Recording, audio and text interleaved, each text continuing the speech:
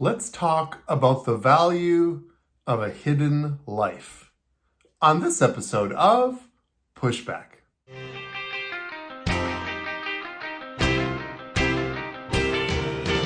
Go, go, go, Jonny, go, go, go, Jonny, go, go, go, Jonny, go, go. If you're concerned about the direction our culture is heading, then maybe it's time to push back.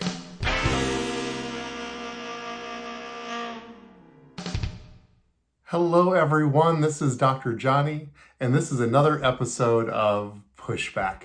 I want to welcome you as my family, friends, those who are my regular listeners, and if this is your first podcast, I welcome you, and I hope that you'll continue to listen every week as we talk about relevant cultural issues that affect each and every one of us every day and our families.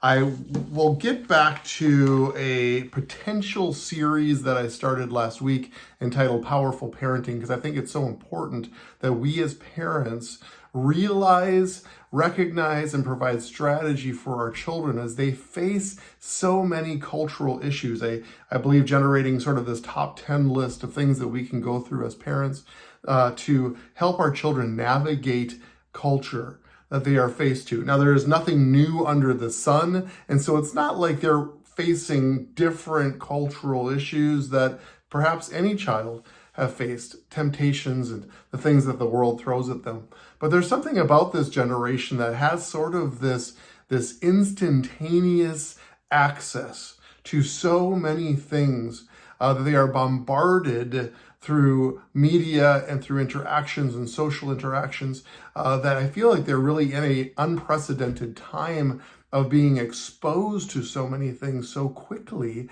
and at such a young age.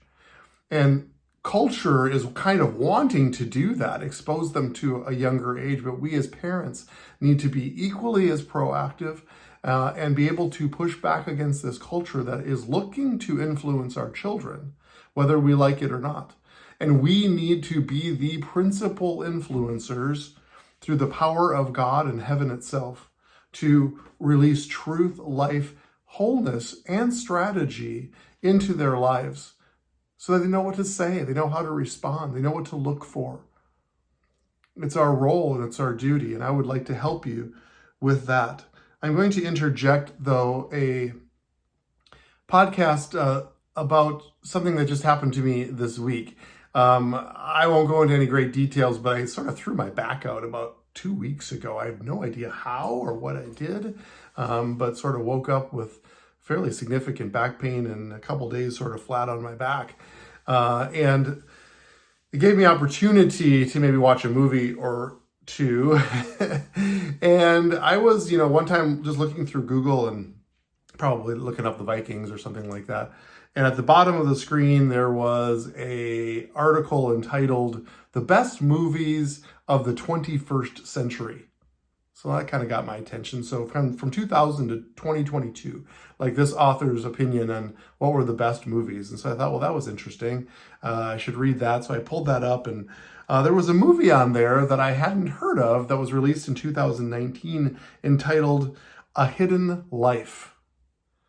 And the brief description that this article gave was about a farmer in Austria during World War II and his convictions. And they described it even in this paragraph that it was a Christian-based movie with core Christian principles.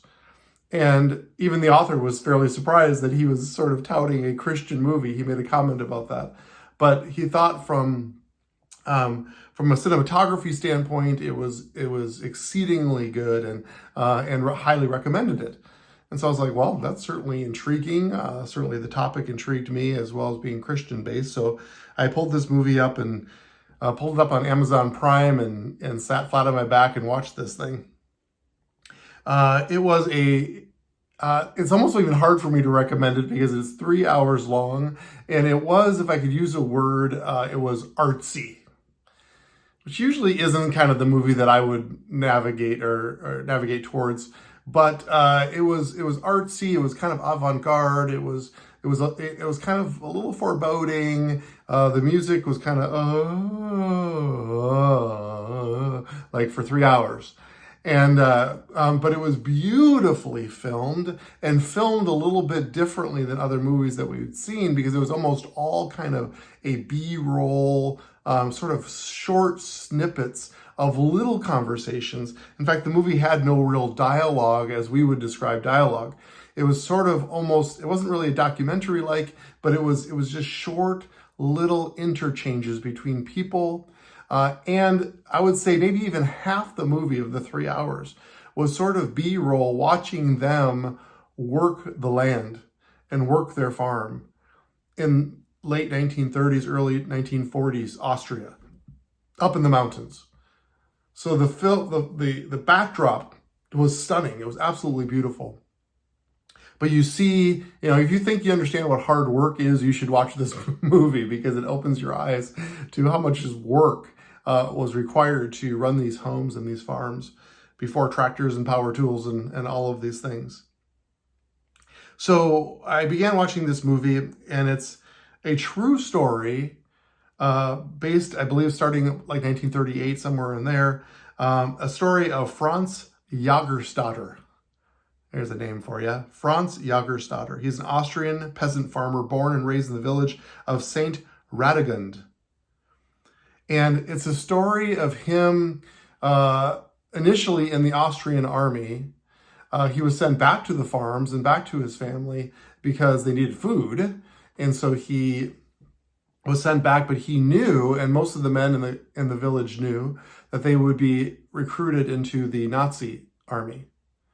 And in order to go into the Nazi army, it required you to raise your right hand and swear an oath to Adolf Hitler, the Führer.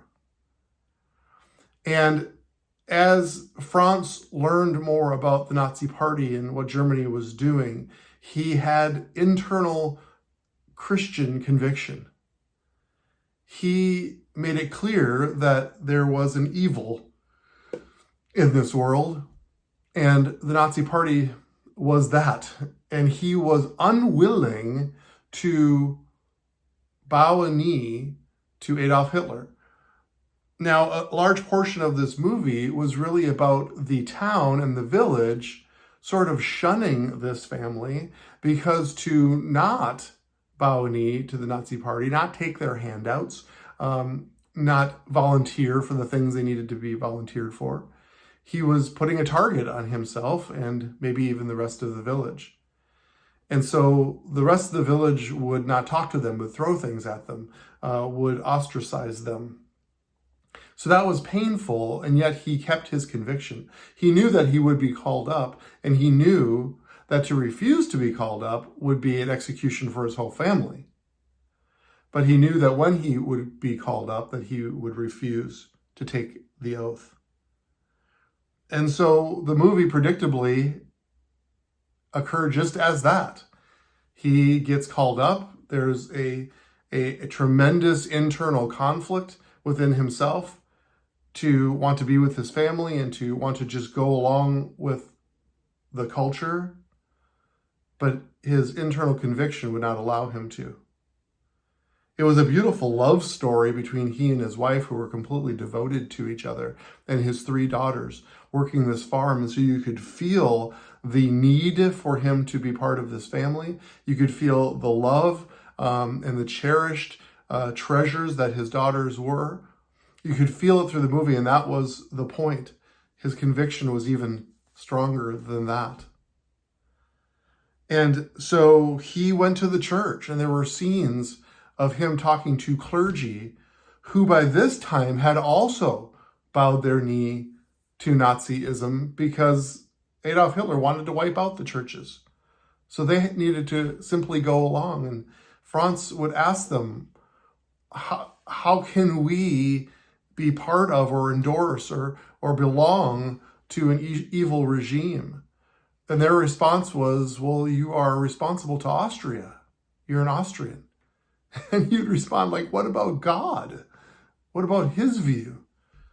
And the church completely compromised and ostracized him too.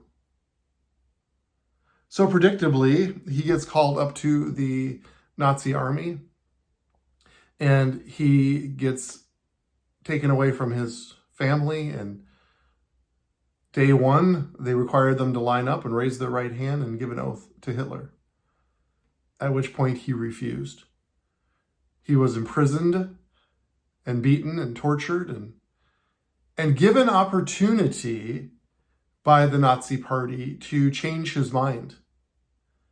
If you would just sign this paper, this could all go away. They explained to him that if he has even convictions about combat, that they could have him work in a hospital where he could use his sympathetic Christian mind to take care of the poor and those who were injured. So he wouldn't have to have internal conviction about fighting for Hitler.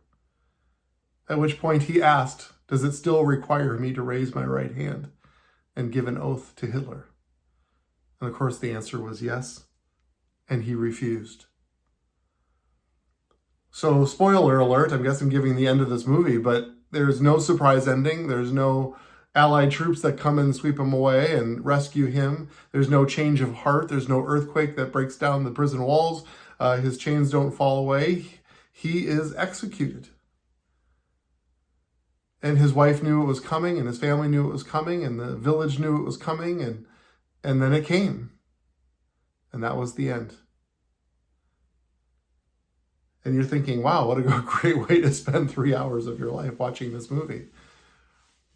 But here's the impactful part of A Hidden Life. Is all throughout the movie, at one point even his wife, at one point even the village, and certainly the Nazi soldiers in the internment camp, and even before execution, they explained to him or tried to convince him that what he was doing, the stand that he was taking, would make no difference. How could this possibly change the course of the war? Nobody's going to know about you. Nobody's going to care about you. Your name will never be remembered. And yet here we are,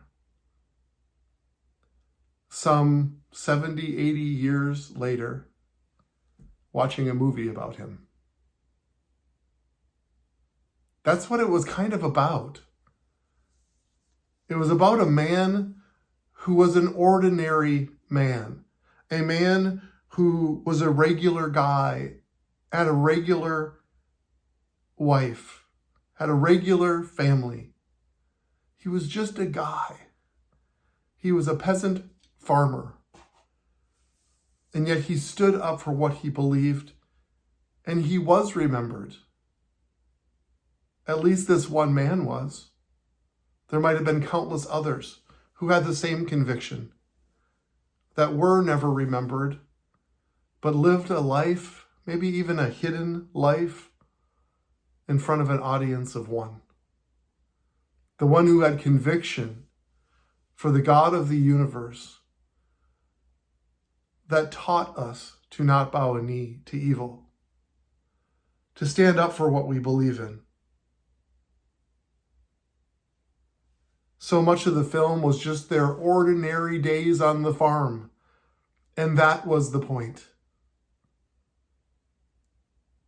So much of the film was their love story and how he cared for the family, and that was his point. That was the point. Because he chose to forsake it all, everything, for the truth of the gospel of Christ and what he taught us. It's the everyday decisions that we make before our spouse and our children, and what they saw, him being torn up on the inside to do what was right. There were some great quotes throughout the movie. I had my little notebook as I was writing some of these down, but this was my favorite. He said, "It is better to suffer injustice than to do it." It is better to suffer injustice than to do it. It's those little decisions each and every day.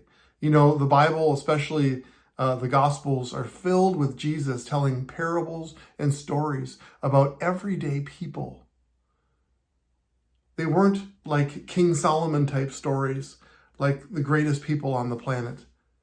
These were like everyday people living a life of conviction because Jesus cared about the heart.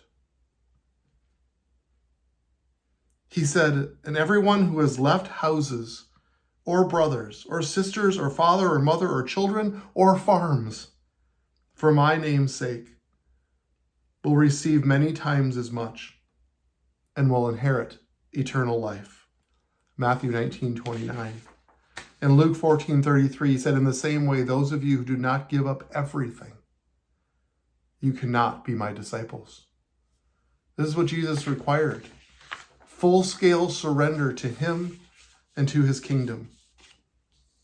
You know, he told a story that we're all familiar with about the Good Samaritan. This was a regular guy, just doing his normal day.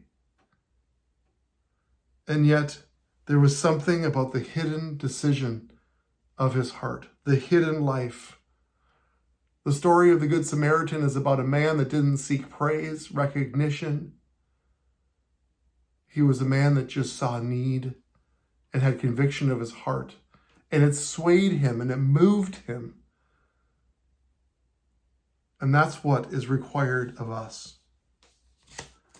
You know, I've said this many times, and you guys know this, that I consider sort of abortion is the Nazism of our day. It's the evil on this earth, and we've had victories this year, and we need more, and we need to continue to move. And I've talked about never rising up and never compromising and being on the forefront, and we talked about, you know, the loudest voice gets heard, and you've heard me say all of these things. But there's also an equal or maybe even more power in just the everyday decisions that we make before the Lord.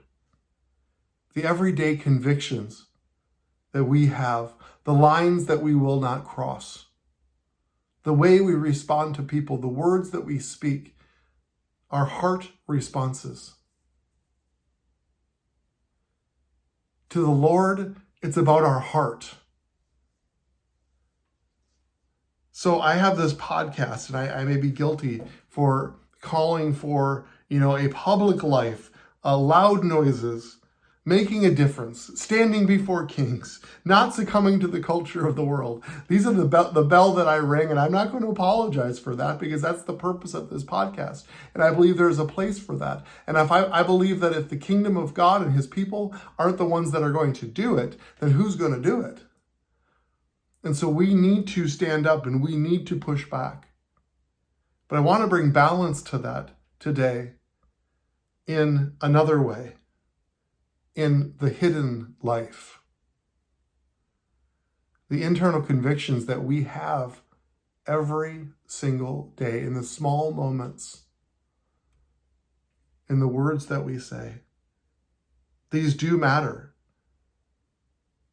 And even though it's called a hidden life, it is seen. It is seen by our all-powerful Creator God who loves us and created us with a heart of compassion and loving kindness. It's how he created us to be.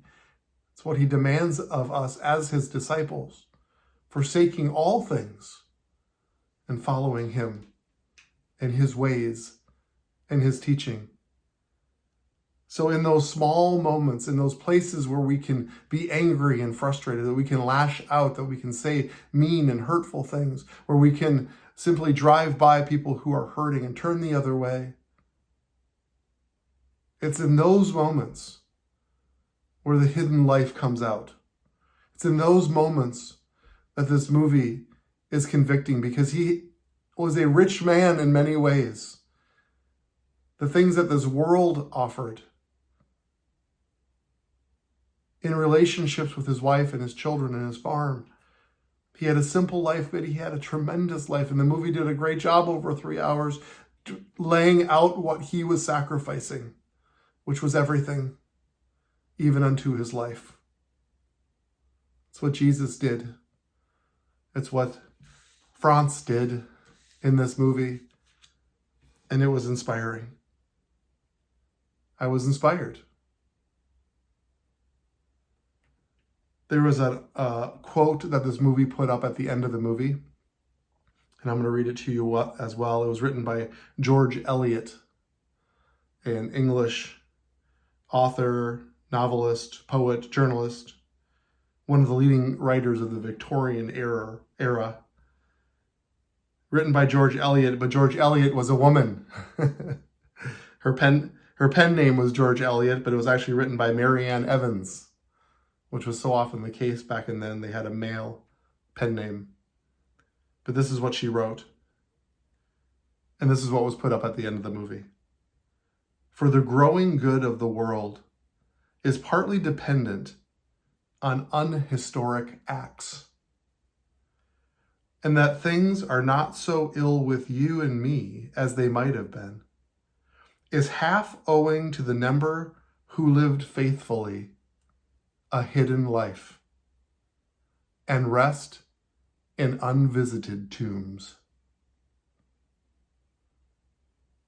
Powerful words, and convicting to all of us that we have a scroll, the Bible says. And the things that we do and the way that we respond, it also says we're accountable for all of those things. So what is going to be written on our scroll? Don't get me wrong. I believe that everyone that listens to this podcast, I am calling for you to change the world, to impact culture all around you. Now that might be as a life that is more hidden. It might be a life that is more public. The Lord will sort that out in your own life. But what I'm also calling for is that hidden place in your heart. Those everyday decisions, those convictions, and how we respond according to the goodness of God. Those hidden places that define us as human beings before God.